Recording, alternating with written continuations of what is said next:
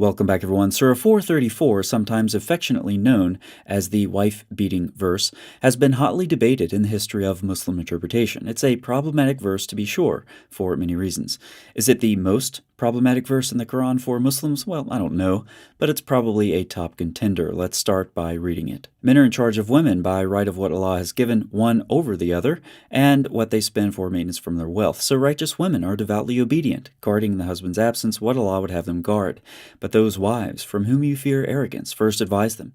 Then if they persist, forsake them in bed, and finally, strike them. But if they obey you, once more, seek no means against them. Indeed, Allah is ever exalted and grand. Just a quick note on the brackets. They indicate that the disciplinary action is sequential. However, grammatically, that is not necessarily the case. Many of you are probably familiar with the alleged incident that Muslim exegetes have widely assumed resulted in this verse's revelation.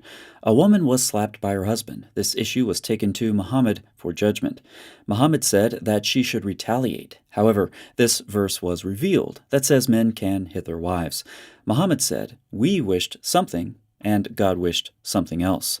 What God wishes is best." With that rock-solid historical background explicated, we can survey some Muslim perspectives on this verse with the help of a 2006 article by Muhammad Mahmoud. First, note that the Quran says that men are in charge of women by right of what Allah has given one over the other.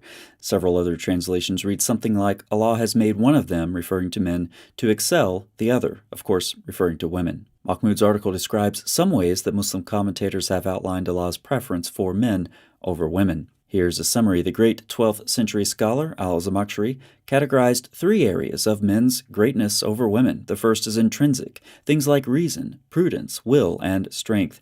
Then there's the social category. Men read more better with the bestest of literacy. They have better military skills, and scholars, like those who tell everyone else how to beat women, are men. Finally, men are imams. They wage jihad, lead the call to prayer, and so forth. He also cites the authors of an influential 20th century commentary, Tafsir al-Manar, for a more modern perspective. For Muhammad Abdu, one of the Tafsir's authors, a man's privilege and power over woman rest on natural and acquired grounds. The natural argument claims that men have a more mature disposition, are more beautiful, and have superior thinking capacity. That's right, men are more beautiful. The Tafsir even states that one thing that contributes to men's superior beauty over women is their beards. I've had a few thoughts while noticing a Muslim beard, and beautiful is not one of them. Now that we know how men are better than women, we don't have to talk much about the nature of the arrogance, probably better understood as disobedience, of the latter. Defining disobedience is a very open category in the Muslim history of interpretation. Also, whether a husband has to know his wife was disobedient or have good reason to think she is or will be is debated. Moving toward disciplinary action, the husband has the right to forsake his wife in bed. Some Muslim commentators have been puzzled by this. If the woman's angry at her husband, not sleeping with him would not be punishment. Thus, Tabari cites some exegetes who have tried to solve yet another riddle in this verse. Some commentators that Al-Tabari cites contend that the phrase is not about forbidding the performance of the sex act itself, but rather a particular manner of its performance. The husband can have sex with his disobedient wife, but should signal his indignation by not speaking to her during the act. Tabari himself suggested that this part of the verse referred to tying the woman up for her punishment. Why not? And as to the beating itself, some have tried to argue that it does not refer to physical violence.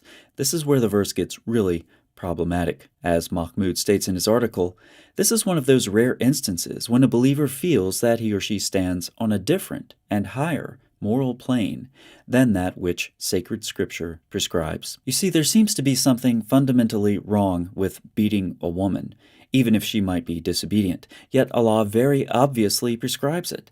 In response to this moral quandary, Al-Tabari, along with many others, met Allah in the middle and said that beating the wife should not break any bones. Or again, from the more modern perspective, the commentators of Tafsir al-Manar rely on Al-Tabari's material, insisting that the beating should not be harmful. Both commentators, however, go to great lengths in trying to justify beating as a disciplinary punishment. Muhammad Abdu claims that it is neither contrary to reason nor unnatural to beat women, but he quickly adds that this is a measure that can only be justified under exceptional circumstances, when the moral fiber of society is seriously undermined.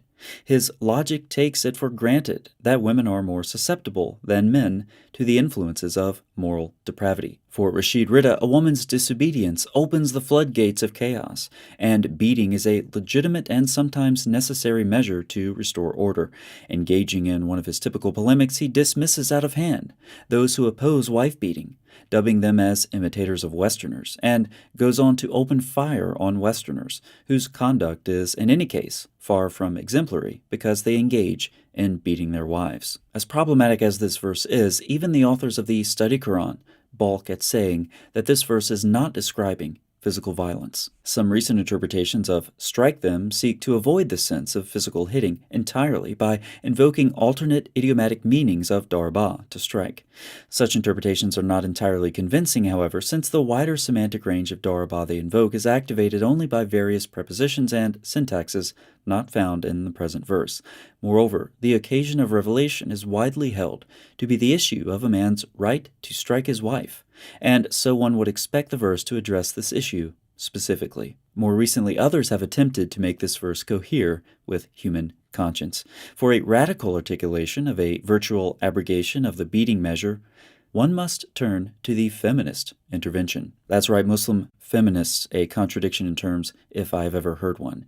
Here are a couple of examples. Pakistani Muslim feminist Rifat Hassan says that darba, to strike, means to hold in confinement. In Mahmoud's article, he calls this a forced interpretation of the verse. American Muslim feminist Amina Wadud says that this particular use of darba ironically prohibits unchecked violence against women, and the Moroccan feminist Fatima Mernissi, in her radical reinterpretation, calls upon the oppressed women depicted in Surah 4:34 to affirm their right to rebel. Such examples illustrate well the desperation awaiting anyone trying to read women's rights into Islamic texts. In the end, Mahmoud's article suggests virtual abrogation as a way forward, making me wonder how many different ways there are to abrogate the Quran. A virtual abrogation effectively says to go the route of people with a conscience and don't beat your wives, regardless of what the Quran permits. But even if virtual abrogation is successful and Allah's word in the wife-beating verse is neutralized in practice, many Muslims may still be quite bothered by the fact that Allah put it there in the first place. It shouldn't be, as Mahmoud's article previously said, that a Muslim stands on a higher moral plane than that which sacred scripture prescribes. Thanks so much for watching. I'll see you next time.